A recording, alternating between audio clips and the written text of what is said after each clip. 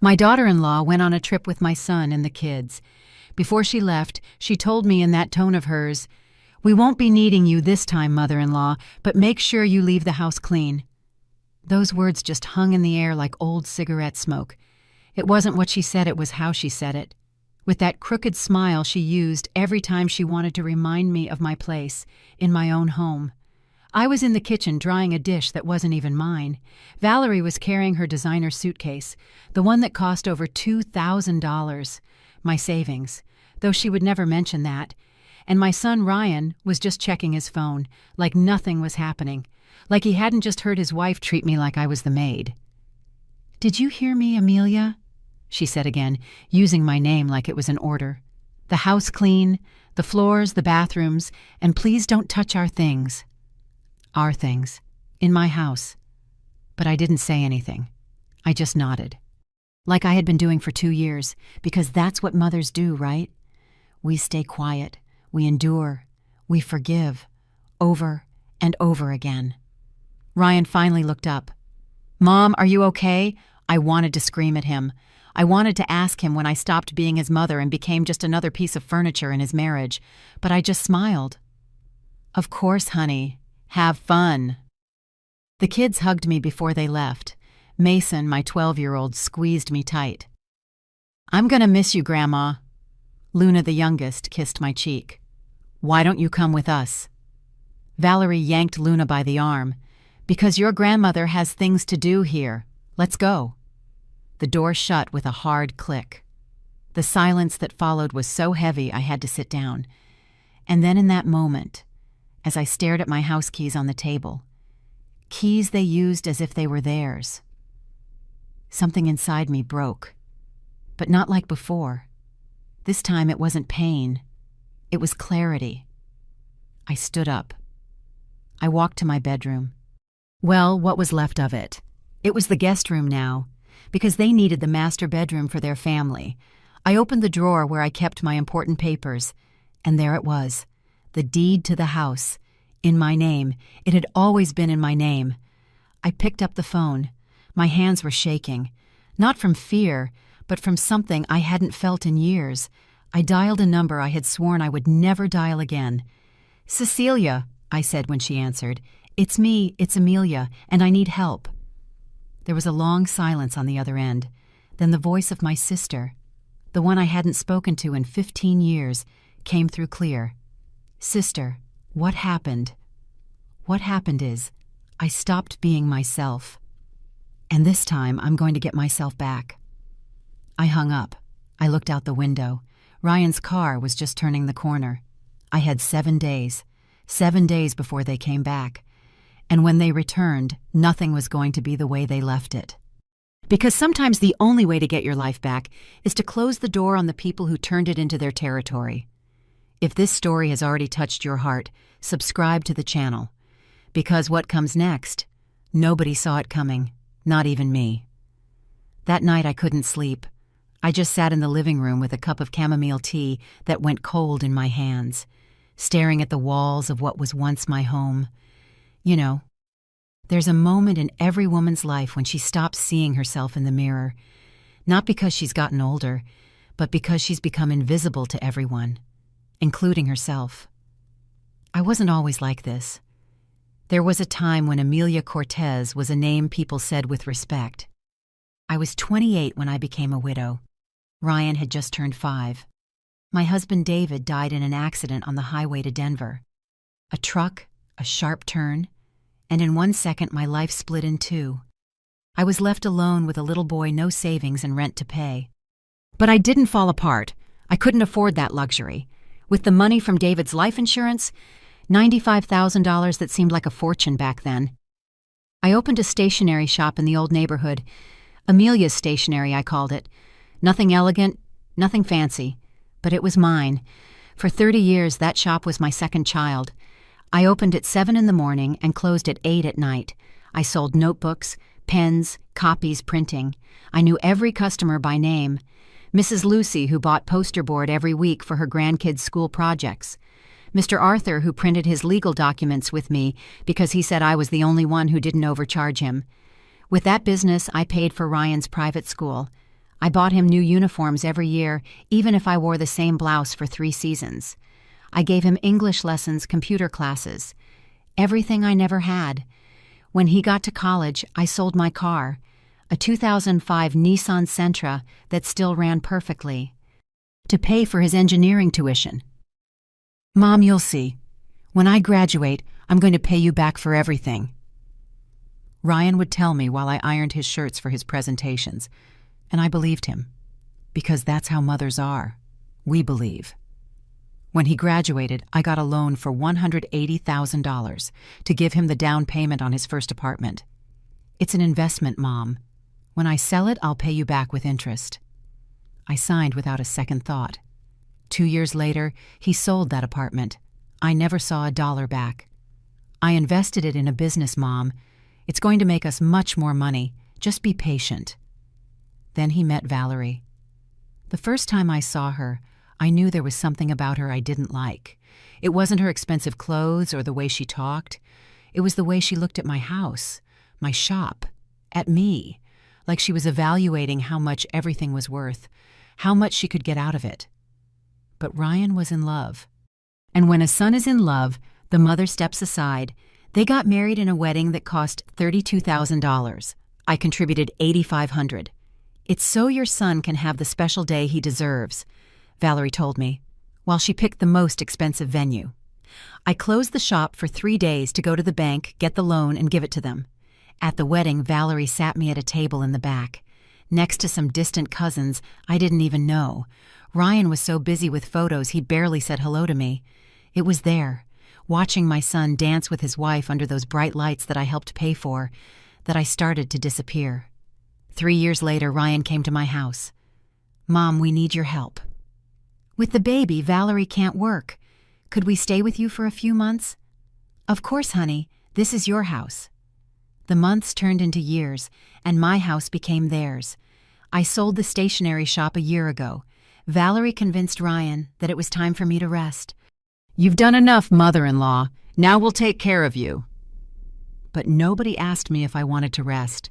Nobody asked me if I wanted to keep working, to keep hearing the jingle of the shop bell, the smell of fresh ink, the conversations with my customers who were more my family than my own blood, with the money from the sale, $340,000.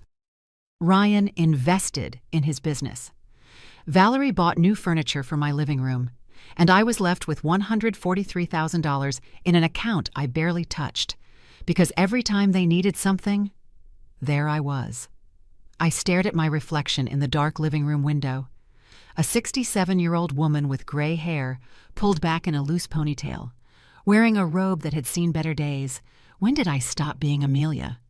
And become the mother-in-law, become Mom, I need money, become the woman who cleaned bathrooms she didn't use and cooked meals no one appreciated. But that night, sitting in the darkness of my own house, something changed.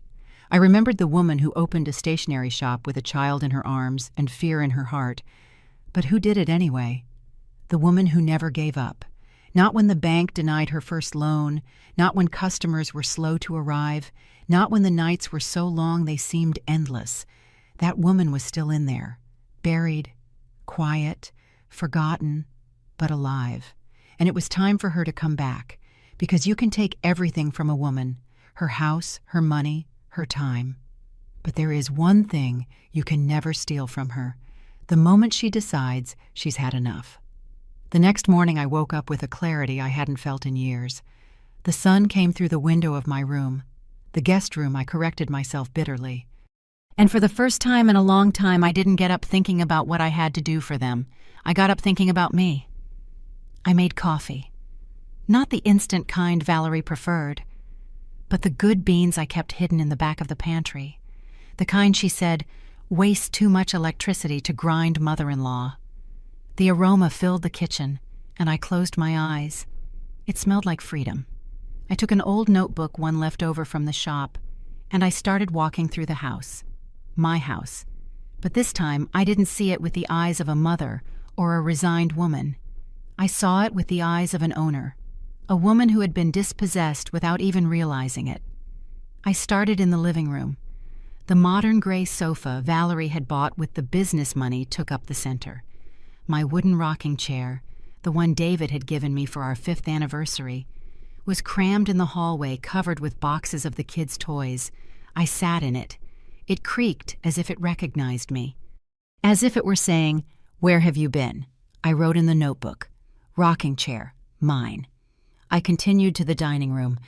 The table was new glass, more modern, according to Valerie.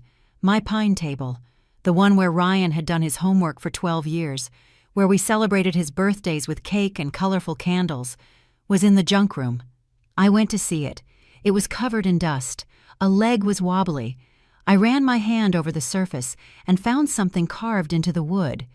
R+M. You are love. Ryan and Mom. He had carved it with a nail when he was 8. I scolded him, but secretly I loved it. Now that table was junk to them. Pine table, mine. I went up to the master bedroom. My bedroom. The one I shared with David for 15 years. Now it was Ryan and Valerie's, the king-size bed they bought, with $3,200 they borrowed and never returned. Took up the whole space. The walls were painted gray. Not the sky blue I had chosen, because it reminded me of happier days. I opened the closet. My clothes were squeezed into one small corner. The rest was Valerie's. Dresses, shoes, purses. I counted 22 pairs of shoes. 22. I had 3. In the top drawer where I kept my important documents, I found something that froze my blood. A folder. Inside were papers, printouts of emails. I read the first one. Ryan, my love, I already convinced your mom to lend us another $8,500 for the business. She's so naive. She didn't even ask what for. I told her it was for expansion, and she gave it to me without a thought. With this, it's $21,500 she's given us. And the best part is, she thinks we'll actually pay it back. The emoji, that laughing emoji, laughing at me. My hands trembled so much I dropped the paper. I took a deep breath. I kept reading. I already spoke to the notary. If your mom signs the power of attorney we're going to give her, to speed up the will, we can put the house up as collateral for the loan. She won't even notice. It's our chance to get the money we need. I've almost got her convinced. I sat on the floor, just like that, on the floor of my own bedroom, reading how my daughter-in-law and my son were planning to steal the only thing I had left. I didn't cry. I didn't have any tears left for them. I took the whole folder. I put it in my purse. I went down to the garden. My garden, the one I had cared for 20 years, where I planted roses, jasmine, bougainvillea. Now it was a play area with a plastic slide and a deflated inflatable pool. My flower pots were thrown next to the trash can. The roses, dead. I picked up a pot. The soil was still there. I squeezed a fistful of dirt in my fingers, and I felt it. It still had life. Garden, mine. I went back to the kitchen. I opened the cabinets, the porcelain dishes my mother had given me, the only thing I had left of her, were pushed all the way to the back, replaced by modern dishes from IKEA. I took out one of my mother's plates. It had a crack. I remembered when it fell during an argument months ago, when Valerie yelled at me because, "You cook with too much salt, mother-in-law, this is inedible." That day, that plate broke, and I said nothing. Now I held it in my hands like it was gold. Mom's dishes, mine. I spent 3 hours taking that inventory. 3 hours counting everything they had taken from me without asking. Not just things. Memories, dignity, space. My list ended with 17 items. 17 things that were mine and had been pushed aside, hidden, forgotten. But there was one more thing on that list. Something I wrote at the very end with a steady hand. Amelia Cortez, mine. I sat down again in the empty living room, with the folder of emails beside me and my inventory notebook on my lap. I picked up the phone. I dialed Cecilia's number. This time she answered on the first ring. "Sister," I said, "I need you to come over." "Ma? I have something to show you." "What happened, Amelia?" "What happened is, I found the truth. And now, I'm going to get my life back. All of it." There was a pause. Then I heard her voice clear and firm. "I'm on my way. Give me an hour." I hung up. I looked around. This house had been my prison. But prisons only work when you don't realize the key was in your own pocket the whole time. And I had just found mine, because sometimes the first step to getting yourself back isn't confronting the person who took everything. It's taking inventory of what you still have, and realizing that's enough to start over. Cecilia arrived exactly 53 minutes later. I watched her park from the window. She drove a simple but well-kept car, a white Versa. She got out with a leather briefcase under her arm and sunglasses, which she took off before ringing the bell. When I opened the door, we just stared at each other in silence. 15 years. 15 years without seeing each other. And there was my little sister, with shorter hair, some gray she didn't bother to hide, and those same brown eyes that had looked at me since childhood. "Amelia," she said simply. "Cecilia." We didn't hug right away. There was too much broken time between us. Too many words never said. "Come in," I said, stepping aside. She walked in slowly, looking at every corner as if memorizing the house. She stopped in front of a photo on the wall. Ryan as a child at his elementary school graduation. I was next to him, smiling still in my uniform from the shop because I had come straight from work. "You look happy there," Cecilia said quietly. I was. We sat in the living room. I served her coffee. My hands were still shaking a little, not from nerves, but from everything I was about to unleash. "Sister," Cecilia began setting her cup on the table. 15 years ago, you slammed the door in my face. You told me I just wanted your money, that I was jealous that Ryan was right about me. Do you remember?" I closed my eyes. Of course I remembered. I remember. "Then tell me, what changed? Why are you calling me now?" I passed her the folder, the one I found in my bedroom. Cecilia opened it and started to read. I watched her jaw tighten with every page. When she finished, she closed the folder with a sharp snap. "Sons of—" She stopped herself, breathed deeply. "Amelia, this is attempted fraud. Did you sign that power of attorney they mentioned?" "No, they hadn't given it to me yet, but I was going to. Valerie told me it was to make things easier for me when I couldn't manage my own affairs, that it was normal, that all families did it." Cecilia closed her eyes and shook her head. "Amelia, if you had signed that, they could have sold this house without you even knowing. Taken out mortgages, emptied your accounts, all legally, because you would have given them the power to do it." The silence that followed was heavy as stone. "There's something else you need to know," Cecilia said after a moment. Her voice sounded tired, like she was carrying something she had held on to for a long time. 15 years ago, when you stopped talking to me, it wasn't because I wanted your money. It was because I told Ryan, no." I looked at her confused. "Your son came to my house. He was 26. He told me he was in a jam, that he needed money urgently, that it was for a business that was going to change his life. He asked me for $120,000. He said he had already asked you, but you didn't want to give it to him." I felt the floor move beneath my feet. "I had just started my law practice," Cecilia continued. "I didn't have that kind of money, but I took out a loan. I gave him the $120,000. He had me sign a promissory note. He promised me that in 6 months he would pay me back with interest. Cecilia, I never saw a dollar, Amelia, not one. When I went to find him, Valerie, they were dating then. She kicked me out of their apartment. She told me I was a gold digger, that I was making things up to get money from them. And Ryan said nothing. He just watched me from behind her and let her insult me.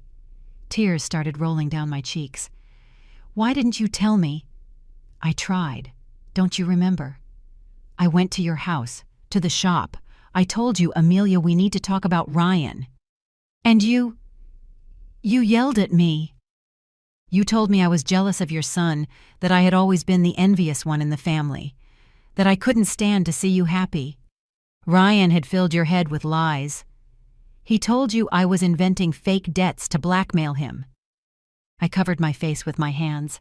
Oh my God, Cecilia, I didn't know. I know. That's why I'm here. She leaned forward and took my hands in hers. Sister, for 15 years I was angry with you, but I also missed you every single day. And when you called me yesterday, I knew you had finally opened your eyes. Forgive me, I whispered. The only thing to forgive is that I didn't fight harder to make you see the truth. But now we can fix this. How Cecilia, he's my son. I know, and I don't want you to lose your son. But I also can't stand by and watch them destroy you. She opened her briefcase and took out a tablet. I'm a lawyer specializing in family and property law. And what I'm about to tell you isn't easy, but you need to hear it. This house is in your name, right? Yes, David and I bought it 35 years ago. When he died, it was fully in my name. Does Ryan pay rent? Do you have any kind of lease agreement? Anything legal authorizing him to live here? No, I just told them they could stay. Cecilia nodded. Then legally, you have every right to ask them to leave. It's your property. And with these emails you found, we have evidence of intent to commit property fraud. If we had to, we could even file a report. I don't want to put my son in jail, Cecilia. I know, and it doesn't have to come to that. But, Cecilia looked at me intently. Do you want to keep living like this? Being the maid in your own house, waiting for the day they ask you to sign a paper that leaves you on the street? I didn't answer, because the answer was already clear. You have 7 days before they come back, Cecilia continued. 7 days to get your house back, your life, your dignity. But you need to decide now. Are you going to keep being the mother who sacrifices herself in silence? Or are you going to be the woman who defends herself? I looked at my sister, the sister I had lost because I believed the lies, the sister who despite everything was here offering me her hand. I want to be Amelia again, I said, my voice firm. I want to be me. Cecilia smiled. For the first time in 15 years, I saw that smile I remembered from our childhood. Then let's get started. We spent the rest of the afternoon planning. Cecilia took notes, made calls, reviewed documents. Every so often she would explain a legal term, and I would nod, still not quite believing this was happening. When the sun began to set, Cecilia closed her briefcase. We start tomorrow. I'm bringing a locksmith and notary and all the papers we need. But Amelia, there's something you need to understand. When you do this, there's no going back. Ryan will react badly. Valerie will react worse. It's going to be ugly. You have to be ready. I'm ready, I said, though my heart was pounding. Good. Now what's for dinner? I'm starving. For the first time in years, my sister and I cooked together in my kitchen, and as we chopped onions, I felt something new. It wasn't just anger or sadness, it was strength, because I wasn't alone anymore. And sometimes having just one person on your side is all you need to face the world. The next morning, I woke up before the sun. I felt different, lighter. Cecilia arrived at 8 a.m. sharp, not alone. She was with a short, sturdy man in a blue work shirt. Amelia, this is Tony. He's the best locksmith in the city. Tony tipped his hat to me. Ma'am, Cecilia tells me you need a security upgrade. We're changing every lock, Cecilia said. The front door, the back door, the windows, everything. When he's done, you will be the only person with keys to this house. I stared at the door. The same door Ryan and Valerie had walked out of 3 days ago, the same one they closed without looking back. Do it, I said. While Tony worked, Cecilia spread papers out on my dining room table, the pine table which we had cleaned. First things first, she said, putting the deed in front of me. This property has been in your name since 1990, 35 years. There is no other name on this title, not Ryan's, not Valerie's, not anyone's. It is yours, completely. But they live here, I said still with that doubtful voice that had been my companion for so long. They live here because you allowed it. That's called a verbal agreement, but since there's no contract, they have no possession rights. Legally, they are guests, and guests leave when the owner decides. She passed me another document. This is a friendly eviction notice. It's not a lawsuit. It's not going to court. It's just a paper where you as the owner inform them they need to vacate the property within 30 days. 30 days.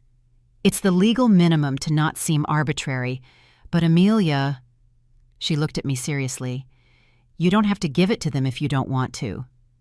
This is just for legal backup. My recommendation is that when they return, you talk to them. Explain that this is your house and you need your space back. If they react badly, then we use this. I nodded, though my stomach twisted thinking about that conversation. Now, second, Cecilia took out the folder of emails I had found. This is evidence of conspiracy to commit property fraud. With these messages, we could file a criminal complaint. But that would mean Ryan would have a record. He could even go to jail. No, I said immediately. I don't want that. I know, but you need to have this stored in a safe place. Because if they react violently, if they try to do something against you, this is your protection. Understand? I understand. Tony finished with the front door. All set, ma'am. Give it a try. He gave me 3 new keys. I held them in my hand. They were heavy, real. I locked the door and unlocked it. The sound of the deadbolt was different, firmer, as if the house itself was saying, now you're protected. Now we need to talk about money, Cecilia said when we sat back down. How much do you have saved? $143,000 in the bank. Does Ryan have access to that account?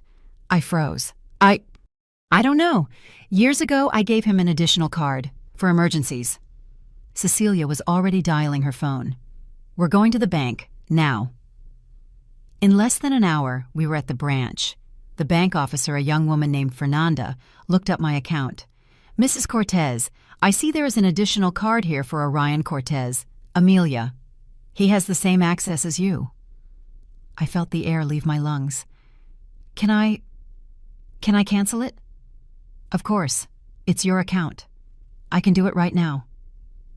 Please, do it. Fernanda typed something into her computer. Done. The card has been canceled. I also recommend you change your PIN and activate text alerts for any movement. There's one more thing, Cecilia intervened. We need to open a new account, in my sister's name only, at a different bank. 2 hours later, my $143,000 was in a new account, at a different bank, with a card that only I knew about. Now he can't touch you, Cecilia said as we left the bank. Your money is safe. But I still didn't feel safe. I felt like I was betraying my son. Cecilia must have seen something in my face because she stopped in the middle of the street and took me by the shoulders. Amelia, listen to me. Protecting what is yours is not betrayal. Setting boundaries is not cruelty. What we are doing is justice. It's taking back what they never should have taken from you. We went back to the house. Tony had finished with all the locks. He handed me a set of 6 keys. Your fortress is ready, ma'am, he said with a smile. When he left, Cecilia and I stood in the middle of the living room. And now, I asked, now, you reclaim your space. We spent the rest of the day reorganizing. We took the rocking chair out of the hallway and put it back in the living room. We moved Valerie's gray sofa to the junk room. We brought my pine table into the dining room and cleaned every inch until it shined again. We went up to the master bedroom. Cecilia looked at me. Do you want your room back? I looked at the king-size bed. I looked at the closet full of Valerie's clothes. And for the first time, I said what I really thought. I want them gone. We started packing. Not with violence, not with revenge, with respect, but with firmness. We folded every piece of clothing, every sheet. We put it all in boxes. Their shoes, their perfumes, their things. By Wednesday night, my bedroom was mine again. I had put my favorite blue sheets on the bed. The photos of David were back on the nightstand. The smell of lavender, which always relaxed me, filled the space. I sat on my bed, and I cried, but not from sadness, from relief. One more thing, Cecilia said on Thursday morning. What?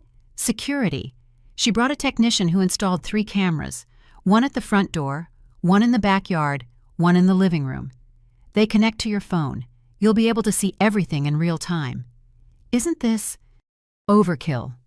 Not when there's $340,000 at stake in a documented fraud attempt. Amelia, you need to protect yourself. On Friday, Cecilia had one more idea. Do you remember the shop, your customers? Of course. Do you still have their contacts? Some of them. Why? Because when Ryan and Valerie come back, they are going to try to discredit you. They're going to say you're crazy, senile, manipulated. You need people who will speak for you, people who really know you. I spent the afternoon calling old customers. Mrs. Lucy, Mr. Arthur, Mrs. Sylvia the teacher.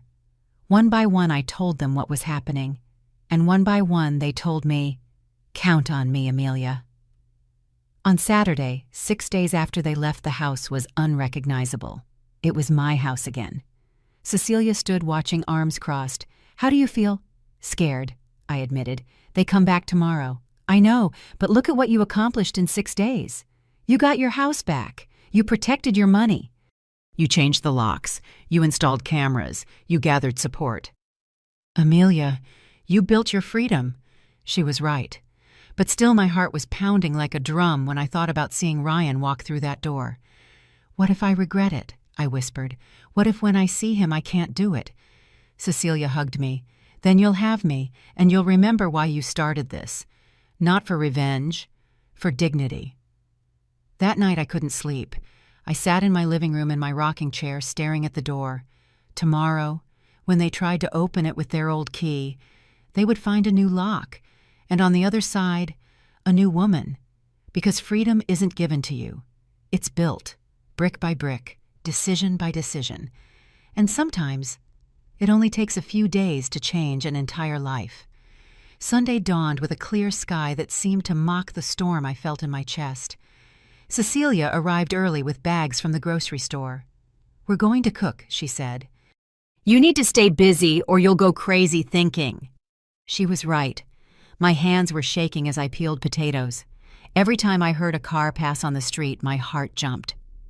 "What time did they say they'd be back?" Cecilia asked. "Ryan sent me a text last night. We'll be back around 5, Mom. We'll grab dinner on the way." I looked at the clock. It was 10 in the morning, 7 hours. The doorbell rang, and I almost dropped the knife. "Relax," Cecilia said. "It must be her." "Her!" Cecilia smiled a mysterious smile and went to open the door.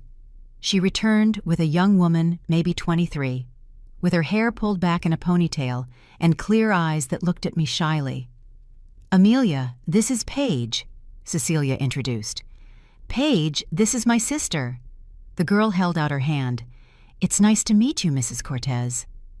"Paige," I repeated, confused. Cecilia poured coffee for all 3 of us, and we sat down. "Let me explain," my sister began. "Paige is a nursing student at the university.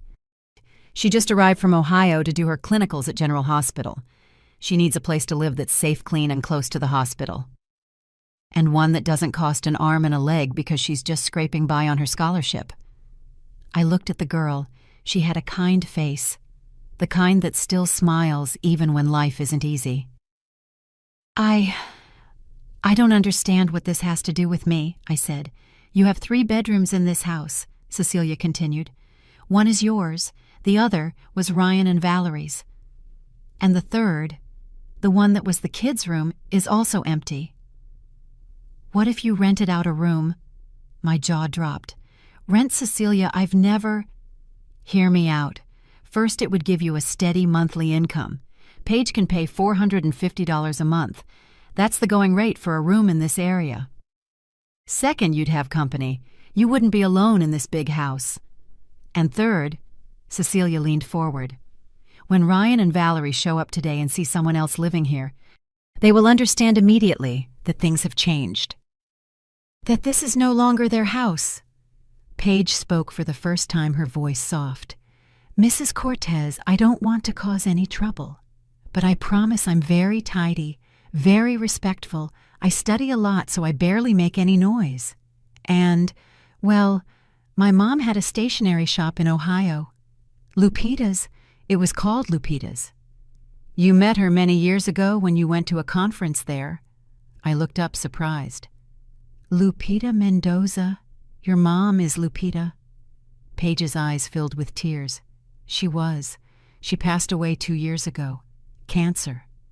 But she always talked about you. She said you gave her advice that saved her business when she was just starting out. That you were so generous to her. The memory hit me like a wave. Lupita.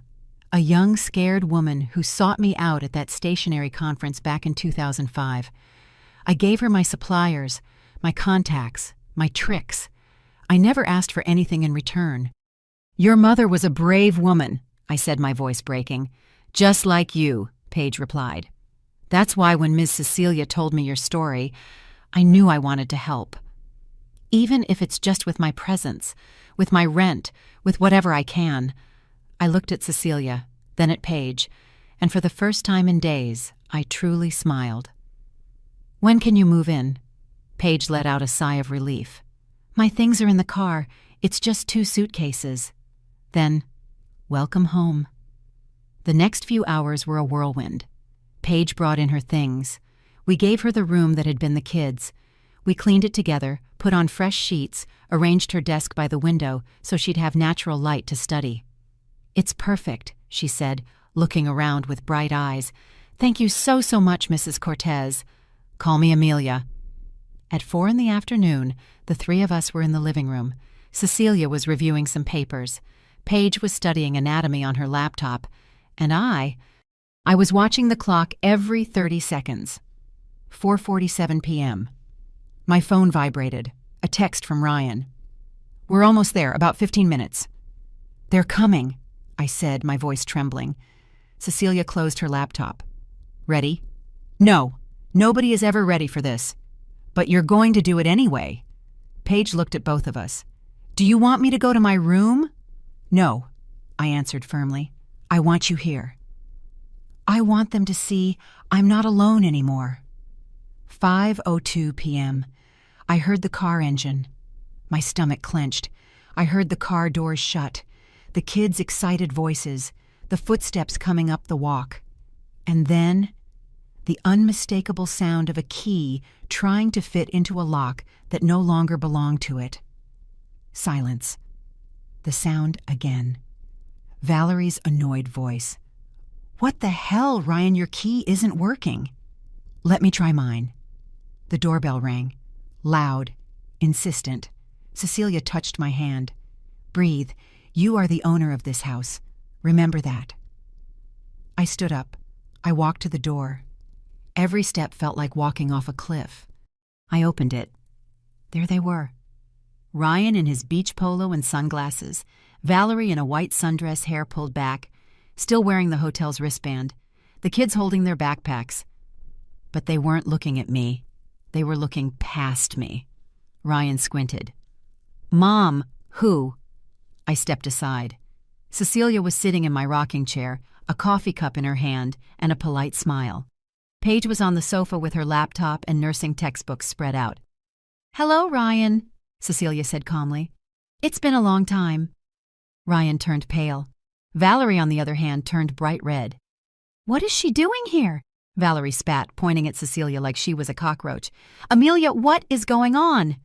The kids ran to me. Grandma? Mason hugged me tight. Luna wrapped herself around my neck. Hello, my loves, I said, kissing them. I missed you so much. Why don't the keys work? Ryan asked, still frozen in the doorway. Because I changed the locks, I answered with a voice I didn't recognize as my own, firm, clear, unapologetic. The silence that followed was so thick you could cut it with a knife. Valerie was the first to react. What do you mean you changed the locks? This is our house. No, I said, and that one simple word, no, came out with a strength I didn't know I had. This is my house. Ryan finally reacted. He pushed past me, looking around as if he didn't recognize the place. And he was right not to. The gray sofa was gone. Their clutter was gone. The house smelled like lavender and coffee, not his expensive cologne and Valerie's cloying perfume. Mom, what did you do? His voice was caught between confusion and rage. Where are our things? Packed in boxes, in the bedroom you were using. What? Valerie ran up the stairs. We heard her slamming doors, yelling. She came down furious. "Who do you think you are?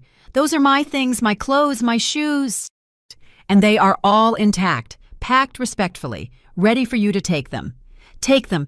Take them where—" Ryan was staring at me like I had lost my mind. "Mom, we live here. What are you talking about?" Cecilia stood up. She walked toward us with a folder in her hand. "Ryan, I think I should be the one to explain." My sister said, her voice professional. "This house is deeded to your mother, solely in her name. You have been living here under a verbal agreement. No contract, no rent, no contribution to expenses.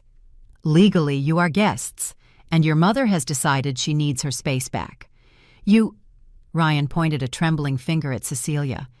"You manipulated her. You've always wanted to split us up. Nobody manipulated anyone." I cut in. "Ryan, open your eyes. For 2 years, you two have treated me like I was your employee. Like this house was yours, like I didn't matter. We gave you a roof. We took care of you," Valerie screamed. The bitter laugh that came out of my throat surprised even me. "You gave me a roof, Valerie. This is my roof. And the only thing you two have done is take everything from me under it." Paige stood up nervously, gathering her things. "Excuse me, I think it's better if I—" "No," I said. "Paige, stay. They need to know I'm not alone anymore." Ryan looked at her. "And who are you?" "I'm Paige. I'm renting a room here."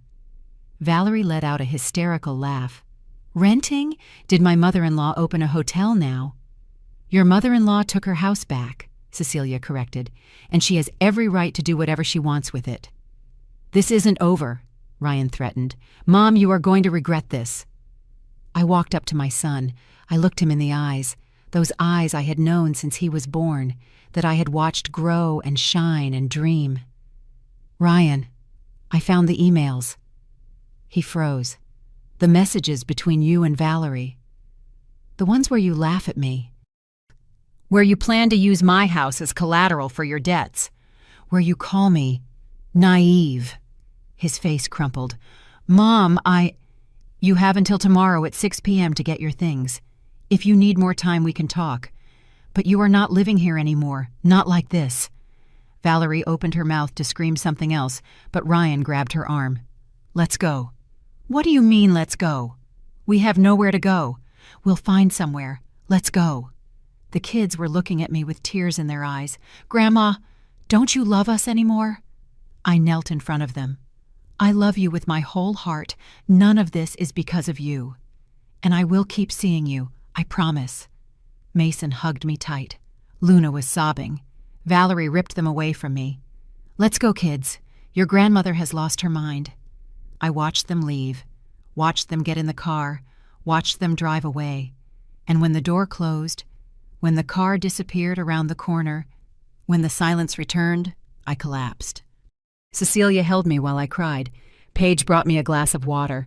The two of them sat with me while my body shook with sobs I had held back for years. "You did it," Cecilia whispered. "Amelia, you did it." And even though every inch of my body ached, even though I felt like my heart had been shattered into 1,000 pieces, I also felt something else, something I hadn't felt in a very long time. I felt free, because closing a door hurts, but sometimes it's the only way to open a window. That night I didn't sleep. I sat in my rocking chair staring at the ceiling, listening to every sound of the house as if I were living in it for the first time. Cecilia had stayed with me. She slept on the sofa even though I offered her the guest room. "You need to know you're not alone," she said. At 2 a.m, my phone vibrated. A message from Ryan. "Mom, how could you do this to us? We're in a hotel, with the kids, paying $180 a night that we don't have. All because of your selfishness." My hands trembled. I wanted to reply. I wanted to apologize. I wanted to tell him to come back. But then I remembered the emails, the laughter, the word naive with that mocking emoji. I deleted the message without answering. 3 minutes later, another message. This time from Valerie. "I hope you're happy, Amelia. You took the roof from your own grandchildren. What kind of grandmother does that? You are selfish and a terrible person. Ryan is devastated because of you." I closed my eyes. I took a deep breath.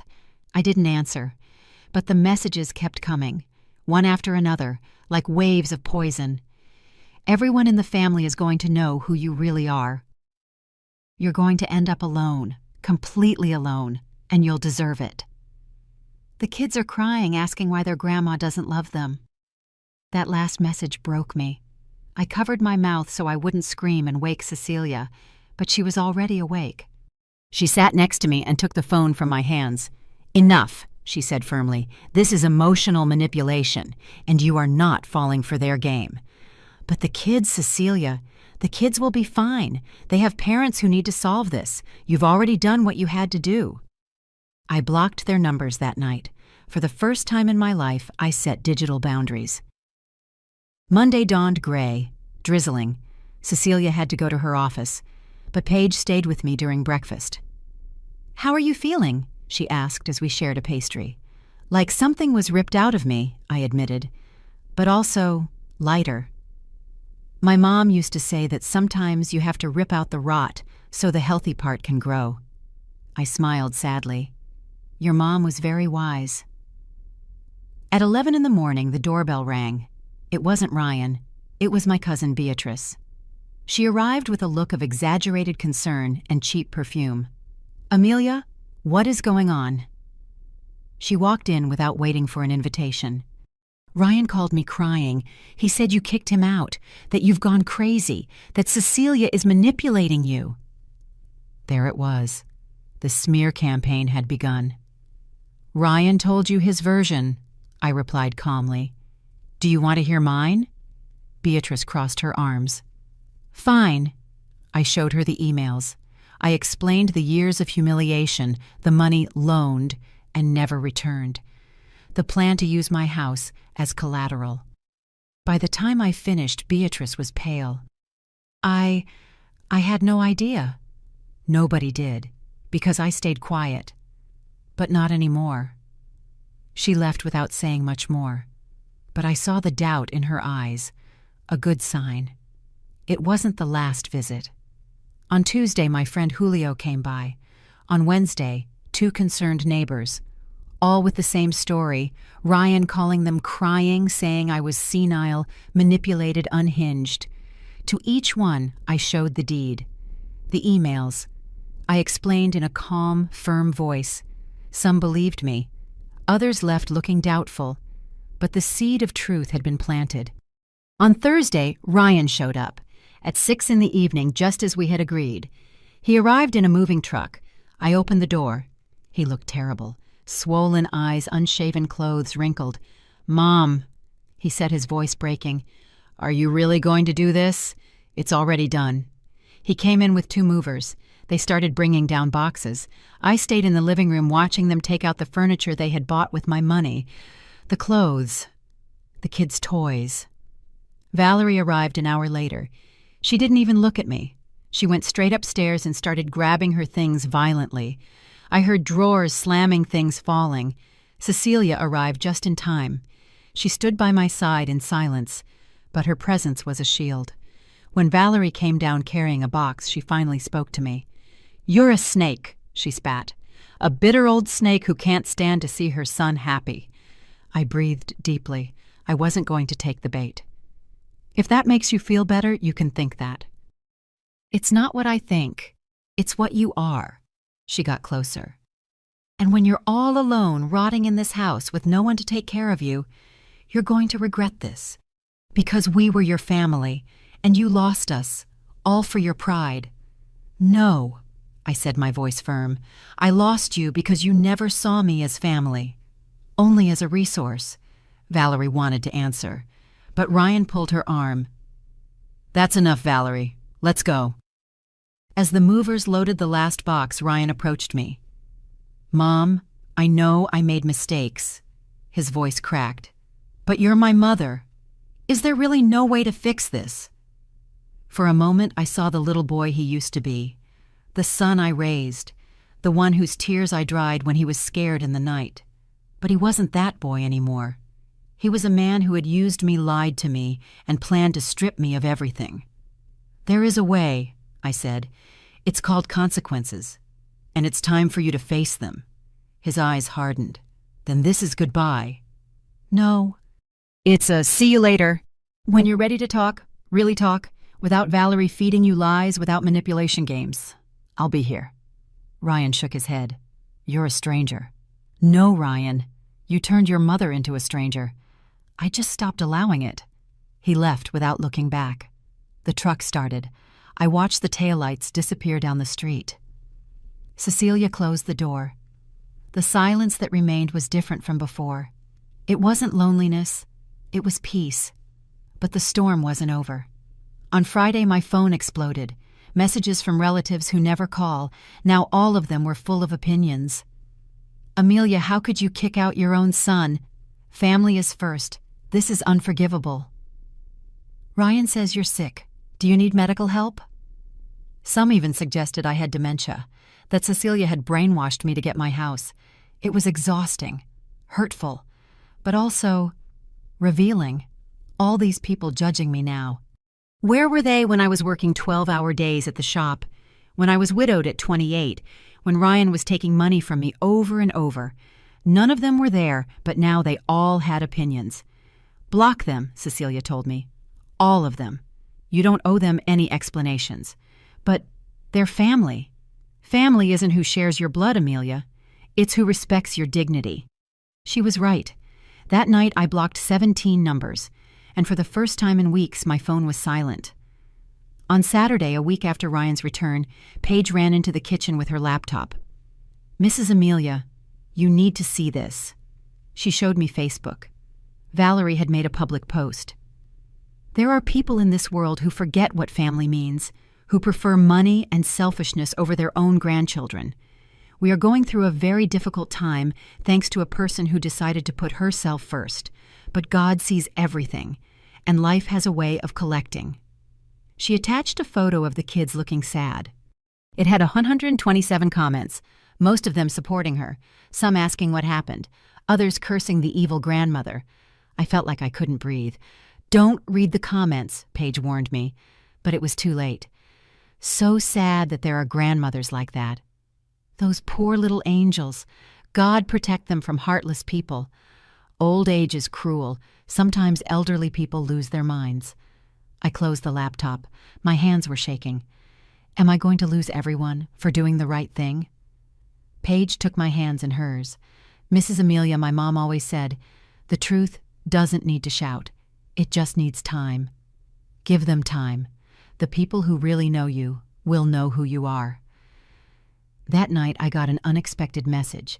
It was from Mason, my grandson, from Ryan's phone. "Grandma, I miss you. Did I do something wrong? Is that why you don't love us anymore?" I cried. I cried like I hadn't cried in days. I replied immediately, "My beautiful boy, you did nothing wrong. I love you with my whole heart, and I will always be your grandma. Nothing will ever change that. Things between adults are complicated, but my love for you will never be complicated. It will always be simple and pure and forever. I love you, Mason." There was no reply. Ryan probably read the message and blocked the contact, but it had gotten through, and that was enough. 1 week, 7 days of attacks, lies, and manipulation. But I was still standing, and my house, my real house, was still mine. Because when you decide to take your life back, not everyone is going to understand. Some will attack you, others will judge you. But the ones who matter, the ones who truly love you, they will stay. And finding out who those people are is the most painful and most necessary gift that life can give. 2 weeks after Ryan left, the storm still hadn't subsided, but it had changed shape. It was no longer screaming and slamming doors. Now it was something quieter, more poisonous. It was the silence of those who stopped calling, the shifting eyes of neighbors when I went to the store, the WhatsApp messages left read by cousins who used to share jokes with me. On Wednesday, I went to the market. Mrs. Carmen, the vegetable lady who had known me for 20 years, barely greeted me. "Good morning, Mrs. Carmen." "Morning," she replied curtly without looking me in the eye. I bought my tomatoes, onions, peppers. When I went to pay, I heard her low voice talking to the woman next to her. "That's the one. Kicked out her son and grandkids. They say she's gone crazy." I felt like cold water had been dumped on me. I paid in silence and left. By the time I got home, tears were already rolling down my cheeks. Paige was studying in the living room. When she saw me, she closed her book. "What happened?" I told her. She shook her head. "People talk without knowing." "But they are talking. And what if they're right, Paige? What if I'm the one who's wrong? Did you take back what was yours?" "Yes." "Did you set fair boundaries?" "Yes." "Did you hurt anyone without reason?" "No." "Then you are not wrong. You are being slandered, which is different." But the words, though true, didn't take away the pain. On Thursday, I got a call from my old friend Estelle's house number. I hadn't seen her since Christmas, but we had been friends for 30 years. "Hello, Amelia, it's me." Her voice sounded distant, cold. "Estelle, how wonderful to hear from you. I'm not calling to catch up. I'm calling because Ryan came to my house yesterday, crying, telling me everything you did to him." My stomach twisted. "Estelle, if you just let me explain." "I don't need you to explain anything. I've known that boy since he was a baby. I know what kind of son he is. And frankly, Amelia, I'm disappointed in you. A mother doesn't do what you did. A mother also doesn't deserve—" "Don't interrupt me. I called to tell you not to count on me, for anything. I don't want anything to do with someone capable of doing that to her own blood." She hung up. I stood there with the phone in my hand, trembling. Cecilia arrived that evening and found me sitting in my rocking chair staring at the wall. "What happened?" I told her about Estelle, about Mrs. Carmen, about all the small stabs that felt worse than a direct hit. Cecilia sighed. "Ryan and Valerie are doing exactly what I expected. A systematic smear campaign. They're going person by person, crying, playing the victim.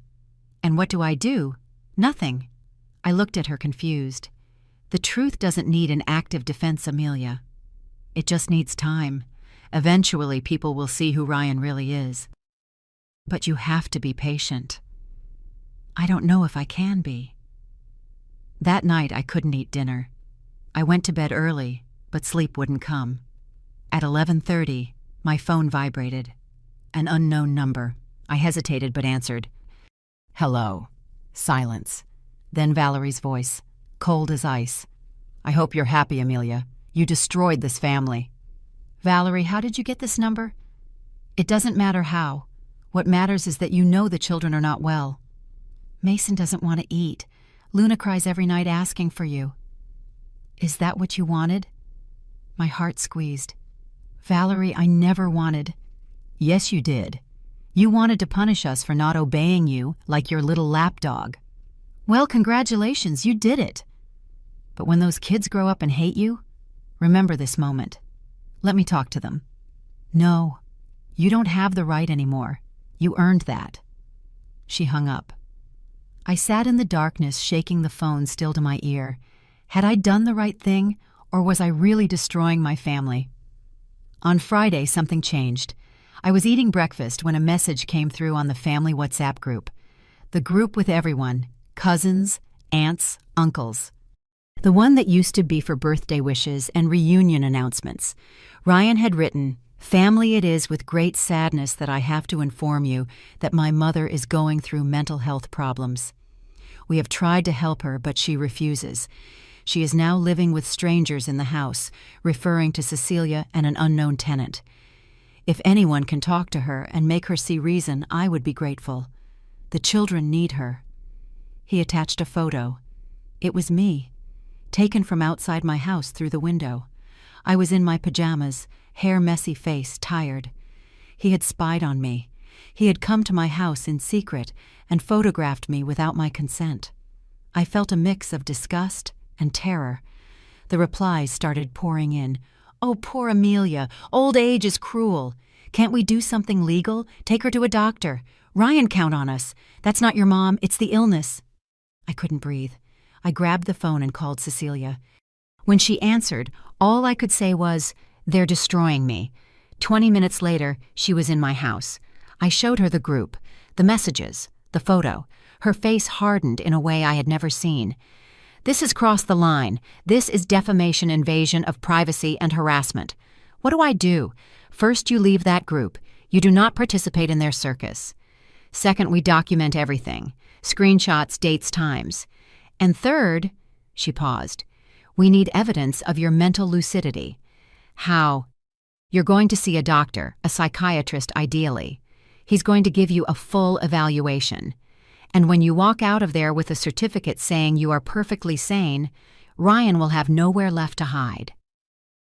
The following Monday, I was sitting in the office of Dr. Patricia Hernandez, a psychiatrist with 30 years of experience. She asked me questions, so many questions, about my life, my family, my recent decisions. She asked me to solve logic problems, to remember sequences, to talk about my emotions. 3 hours later, I walked out with an official document. The patient, Amelia Cortez, 67 years of age, presents with full mental faculties, intact, memory, adequate logical reasoning, and complete capacity for making decisions regarding her assets and her life. No evidence of cognitive decline, dementia, or psychiatric alterations that would compromise her judgment was found. She is in full possession of her mental and legal faculties, signed, sealed, and with a professional license number. When I showed it to Cecilia, she smiled. "This is gold, Amelia, pure gold." That night, Cecilia wrote a message in the family group, from my account, but written by her. "Good morning, family. This is Amelia. I have read the recent messages with sadness. It hurts me to be spoken of, as if I am incapacitated when the reality is very different. I am attaching a recent psychiatric evaluation, which confirms I am in full possession of my faculties. The decisions I have made regarding my property are my own, conscious and fair. I respect everyone's right to an opinion, but I will not allow myself to be defamed.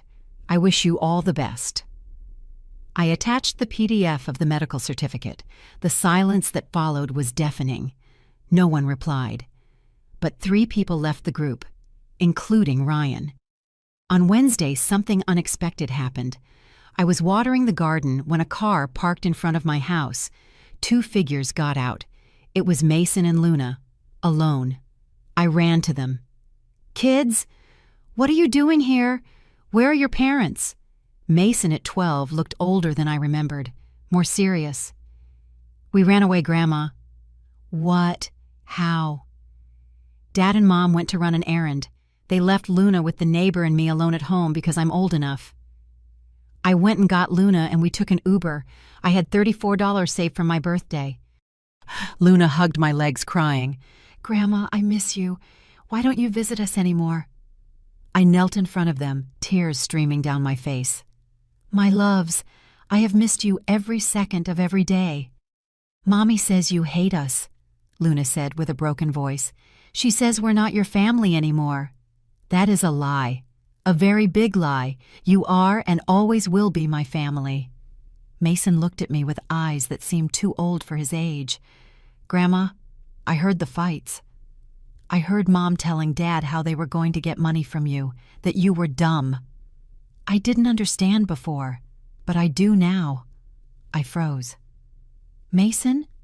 And I also heard when Mom told Dad that if you kept saying no, they were going to tell everyone you were crazy.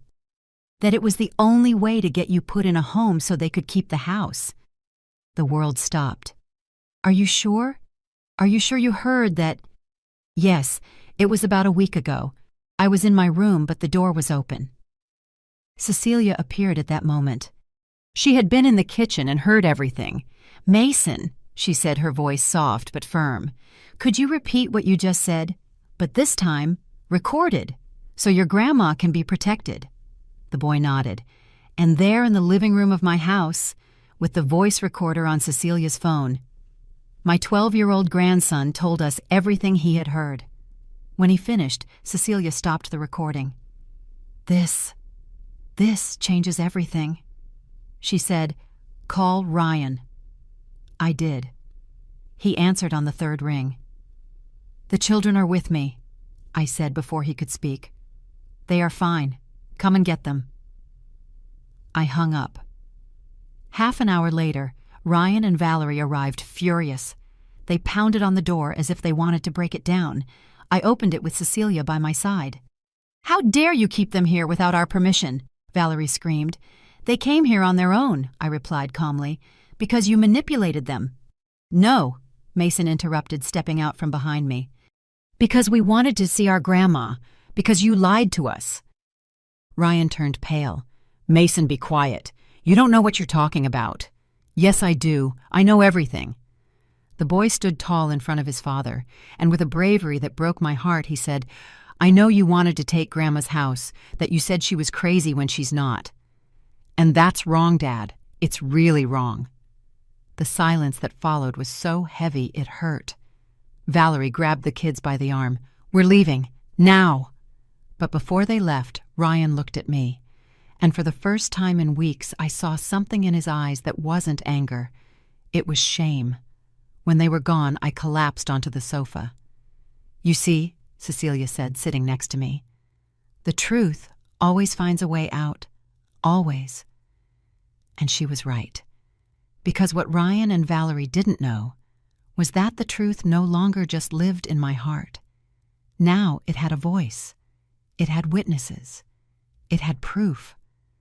And that truth, sooner or later, was going to collect its price. Because you can lie to the whole world, but you can never lie to a child who was listening when you thought no one was. The days after the children's visit were strange, like the universe had hit a pause button. Ryan didn't call again. Valerie stopped sending poisonous messages. The family group chat remained deathly silent.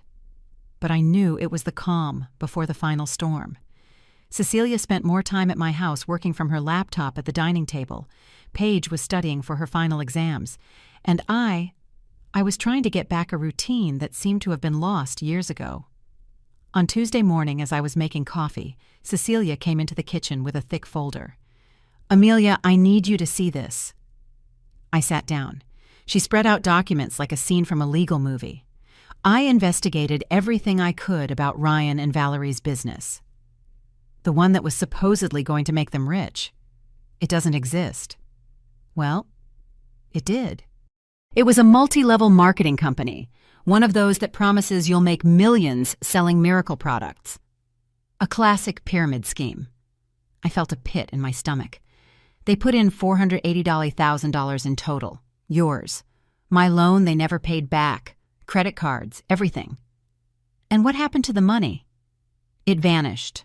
The company went bankrupt 8 months ago. The owners fled to Panama with everything. Ryan and Valerie lost every single penny.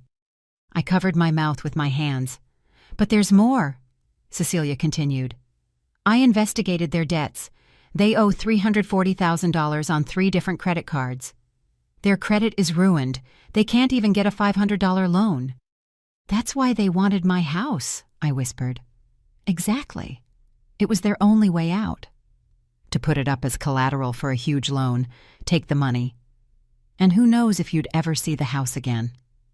I looked at the papers, red numbers, collection agency stamps, legal notices. "How did you get all this?" "I have contacts. And also," she hesitated, "Ryan tried to use your house as collateral 3 months ago. Without your signature, he forged a power of attorney." The world stopped. "What?" The notary caught it. "He demanded you show up in person. Ryan made up an excuse that you were sick, that you couldn't be moved. The notary refused to proceed without seeing you. That's why they tried to convince you to sign, to speed up the paperwork." "I was going to sign," I said in a hollow voice. "If I hadn't found those emails, I would have signed." "I know. That's why we're here now." Cecilia closed the folder. "Amelia, with this, we can do 2 things. 1, file a criminal complaint for attempted fraud. Ryan would go to jail, no doubt. 2, use this as protection. If they try anything against you, legally or publicly, we show everyone everything, and they sink themselves. I don't want him to go to jail. I know, but you need to be prepared for what's coming." "What's coming?" Cecilia sighed. "Desperation. When people have no way out, they do terrible things." I didn't understand her words until Thursday. That day, Paige came running home from the university. She was pale. "Mrs. Amelia, you need to see this." She showed me her phone. On Facebook, in a neighborhood group, someone had posted a long text. It was Valerie. "Dear neighbors and friends, my family is going through a terrible time. My mother-in-law, who we loved and cared for years, has accused us of horrible, untrue things. She kicked us out of her house, which was our home too, leaving my children without a roof, all because of a manipulative sister who convinced her we are evil. We've lost everything. Our home, our dignity, our relationship with our children's grandmother. And now we don't even have enough to pay for the apartment we're in. If anyone can help us with anything, food, clothes for the kids' work, we would be infinitely grateful. God bless you." She attached photos of the children, in old clothes, in a small, dark apartment, with sad faces. The post had 89 comments and 134 shares. How horrible! Elderly people sometimes lose their empathy. "I can donate some clothes. Send me a message." Those poor kids. They don't deserve this. "Does anyone have this woman's contact info? We need to talk to her." I felt like I was suffocating. "They're running a public pity campaign," Cecilia said when I showed her. "And worse, they're indirectly asking for money. This is emotional manipulation at its finest." What do? Do I respond? Do I clear my name? No, because if you respond, you look desperate. If you clear your name, you look cruel. It's a trap. So, nothing.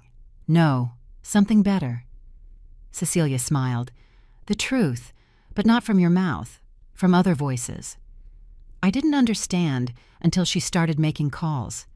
First, she called Mrs. Lucy, my old customer from the shop. She explained everything, Mrs. Lucy, without me even knowing, wrote a comment on Valerie's post. "I have known Amelia Cortez for 25 years. She is the most hard-working, honest, and generous woman I have ever met. If she made this decision, it was because she had very valid reasons. Don't be fooled by just one side of the story." Then Mr. Arthur, "Amelia saved my business when no one else would help me. She is a woman of her word and her heart. Don't believe everything you read." Mrs. Sylvia, the teacher who had bought school supplies from me for 15 years. "I know this family, and I know Amelia. There is much more to this story than what they are telling. Be careful before you judge." One after another, my old customers, people I didn't even know remembered me, began to defend me. Not with attacks, not with aggression, just with testimonials of who I really was.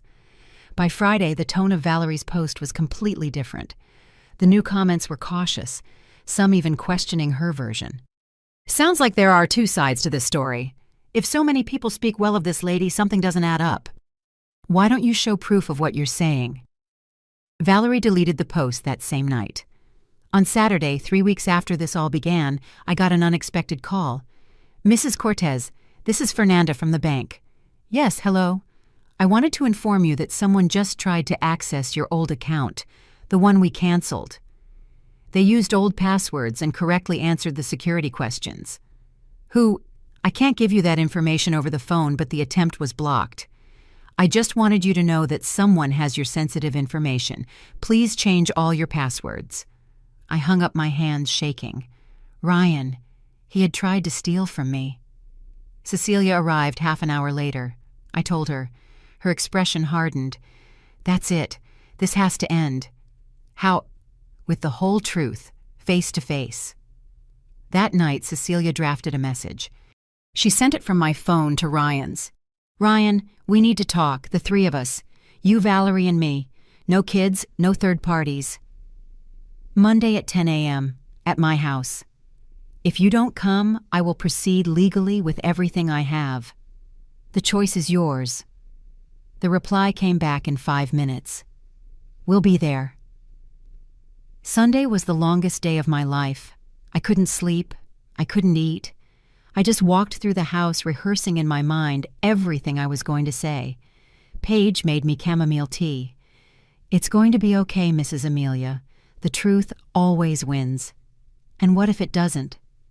Then it wasn't the truth. Cecilia arrived early on Monday. She brought her folder of documents, her recorder, and someone else, A notary. A notary? I asked, just in case. If we reach any agreement, we document it immediately. No room for buyer's remorse. At 10:03 a.m., the doorbell rang. I took a deep breath. Cecilia squeezed my hand. Remember who you are and why we're here. I opened the door. Ryan looked terrible. He had lost weight, had deep circles under his eyes, his clothes were wrinkled. Valerie, on the other hand, arrived dressed up, makeup on her expression hard. They walked in without a greeting. We sat in the living room. The notary stayed in the dining room, discreet but present. No one spoke for the first 30 seconds. Finally, Ryan broke the silence. Mom, is this why you wanted us to come, to humiliate us with your lawyer and your notary? No, I answered, my voice firm. To end the lies. Cecilia put the folder on the table. Ryan, Valerie, we are going to put all the cards on the table. And at the end of this conversation, you will decide if we resolve this as a family or in court. And so, with the morning sun streaming through the windows, we began to unearth every lie, every deceit, every secret that had poisoned this family. And even though it hurt, like pulling a thorn that was stuck to the bone, it was the only way to start to heal. Because the truth isn't cruel. The lies are. The truth only hurts when you've been avoiding it for too long. Cecilia opened the folder slowly, as if she were disarming a bomb. Let's start at the beginning, she said, her voice professional but not cruel. Ryan, 15 years ago, you borrowed $120,000 from your aunt. You never paid her back. Ryan opened his mouth, but Cecilia held up a hand. Then your mother gave you $180,000 for a down payment on your apartment. You promised to pay it back. You didn't. Then $8,500 for the wedding. Another $8,500 for the business. Adding up everything your mother gave you, in cash loans, direct payments, it comes to $547,000 in 8 years. Valerie tried to interrupt. She gave us that they were never loans. I have text messages where you yourselves call it borrowed money. Cecilia cut her off. But let's continue. The business. That multi-level marketing company you sank almost $500,000 into. It went bankrupt. You lost everything. Correct. Ryan nodded, staring at the floor. Now you owe $340,000 on credit cards. You can't get a loan anywhere. And 3 months ago, you tried to put this house up as collateral for a loan, without Amelia's signature, with a forged power of attorney. Ryan turned white. I was going to ask her permission. Liar, Cecilia snapped. The notary has a record. You said she was sick, that she couldn't come in. That is fraud, Ryan. That is jail time. We weren't going to do it, Valerie shouted. We were just exploring options. With forged documents, I said, finding my voice. With my fake signature. Valerie, you looked me in the eye for months, knowing you were planning to rob me, and you laughed about it. I showed them the printed-out emails, the same ones I had found weeks ago. Ryan read them. I watched his face change. First confusion, then horror. Valerie, you wrote this. It was a joke, she said, her voice trembling. A joke. My voice broke. Calling me naive is a joke. Planning to steal my house is a joke. We weren't going to steal it. We just needed a big loan to get out of this mess. With my house as collateral, without asking me. And if you couldn't pay, I would lose my home. The silence that followed was so thick it hurt to breathe. Cecilia continued, relentless. Then comes the smear campaign, telling the whole family Amelia is senile. The photo taken without her permission. The Facebook post begging for pity and money. And the attempt to access her bank account last Friday. Ryan's head snapped up. What I didn't... Valerie looked away. It was you, Ryan said to his wife, in a voice I had never heard him use, cold, broken. We needed the money. They're going to evict us from the apartment. And so you were going to steal from my mother. Your mother has money, and we have nothing, because we lost it all on your stupid ideas. Ryan stood up, shaking. "The pyramid scheme was your idea. We're going to be rich. You said we just need the initial investment. I believed you, and now we are ruined because of you. Don't put this all on me. You wanted the easy money too. But I didn't want to steal from my mother. That was your idea." Valerie was silent, glaring at him with pure hatred. And in that moment, I saw something I never thought I would see. Ryan choosing. He turned to me. He had tears in his eyes. "Mom, I'm so sorry." "Ryan, no. Let me say it. Please." He knelt in front of me, literally got on his knees. "I have been the worst son in the world. I used you. I lied to you. I stole from you. I let her treat you like trash. And all of it, because it was easier than facing my own failures." Tears were streaming down his face. "I am so ashamed of myself, of what I did to you, of what I allowed. And if you never forgive me, I understand. But I need you to know that I love you. And that I finally understand everything you sacrificed for me. And I wasted it, all of it." Valerie stood up. "Are you seriously going to grovel like this?" "Yes," Ryan answered without looking at her. "Because she deserves it. And you and I, we need serious help. We can't keep going like this. If you think I'm going to—" "I already filed for divorce," Ryan said simply. Valerie froze. "What?" "This morning, before we came. I spoke to a lawyer. I can't do this anymore, Valerie. This isn't a marriage. It's a toxic partnership that's killing all of us." She looked at him with pure hatred. She grabbed her purse. "You are going to regret this, Ryan." "I already regret a lot of things. This won't be one of them." Valerie stormed out, slamming the door. Her expensive perfume lingered in the air, but she was gone. The notary quietly excused himself to the kitchen. Cecilia closed the folder. "Ryan," my sister said, her voice softer. "What are you going to do now?" "I don't know," he admitted. "Get a job, a real job, not some crazy scheme. Get a small apartment I can afford. And try to be a better father to my kids. And a better son, if my mom will let me." He looked at me, waiting, not demanding. "Did you really file for divorce?" I asked. "Yes. I've known for 2 weeks I had to, but I was scared. Not today." I stood up. I walked toward him. He tensed, like he was expecting a slap. I hugged him. He fell apart in my arms, crying like he hadn't since he was a little boy. "Forgive me, Mom, forgive me, forgive me." "I forgive you, son," I whispered in his ear. "But forgiving doesn't mean forgetting, or going back to how things were.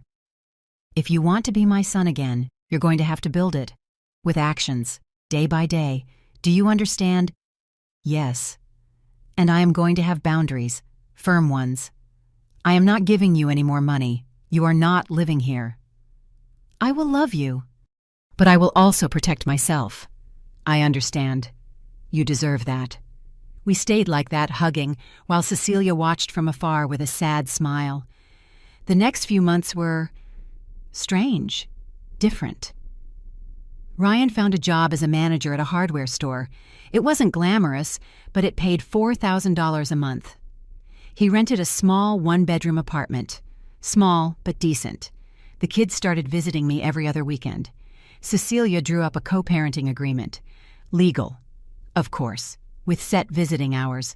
The first time they came over after everything. Luna hugged me and didn't let go for 10 minutes. "I missed you so much, Grandma. And I missed you, my love." Mason was more cautious, more wounded by everything he had seen. "Grandma." "Yes, sweetheart. Are you really going to forgive Dad?" I knelt in front of him. "I already have forgiven him. But forgiveness doesn't mean everything goes back to the way it was. It means I stopped carrying around the anger. Do you understand? I think so." Over time, Mason started to open up again. Luna never stopped being affectionate. Valerie disappeared from the picture. The divorce was messy, but it was finalized. She got her car, Ryan got the debts, the kids, shared custody. With Paige in the house, life took on a new rhythm. She cooked when I was tired. I helped her study. like she was my own granddaughter. "Mrs. Amelia, yes. Thank you for letting me stay here, not just for the room, for making me feel like family. You are family now, Paige." One day, Paige came to me with an idea. What if we turned part of the garage into a workshop? A workshop for crafts, embroidery, knitting, painting. We could give classes to ladies in the neighborhood. Charge a small fee. I can help you organize it. The idea excited me in a way I hadn't expected. 3 months later, Amelia's workshop opened its doors. We started with 5 students. By the second month, we had 12. It brought in $1,200 a month. It wasn't much, but it wasn't about the money. It was about the laughter, the stories, the company. It was about feeling useful, alive, me again. 6 months after it all, on a Saturday afternoon, the doorbell rang. It was Ryan, alone. He wasn't carrying suitcases. He wasn't bringing demands. He was holding a lavender plant in a pot. "I know you like the smell," he said simply, "and I wanted, I don't know, to bring you something that grows, as a symbol." I smiled. "Come in." We sat in the living room, me in my rocking chair, him on the sofa. "How's work?" "Good. I got promoted to supervisor. It's $500 more a month. And I finished paying off one of the credit cards." "I'm glad, son." I started therapy, individual. It's hard but necessary." "That's very brave." "I learned from you."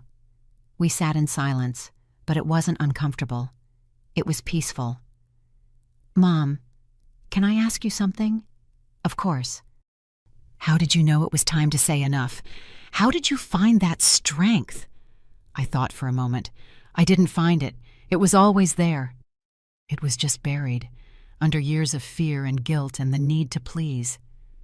But when I finally dug it up, I realized I had never been weak. I had just been dormant. Ryan nodded, tears in his eyes. "I'm going to spend the rest of my life making it up to you." "No," I said firmly, but with love. "You're going to spend the rest of your life being the best version of yourself. Not for me, for you, for your children.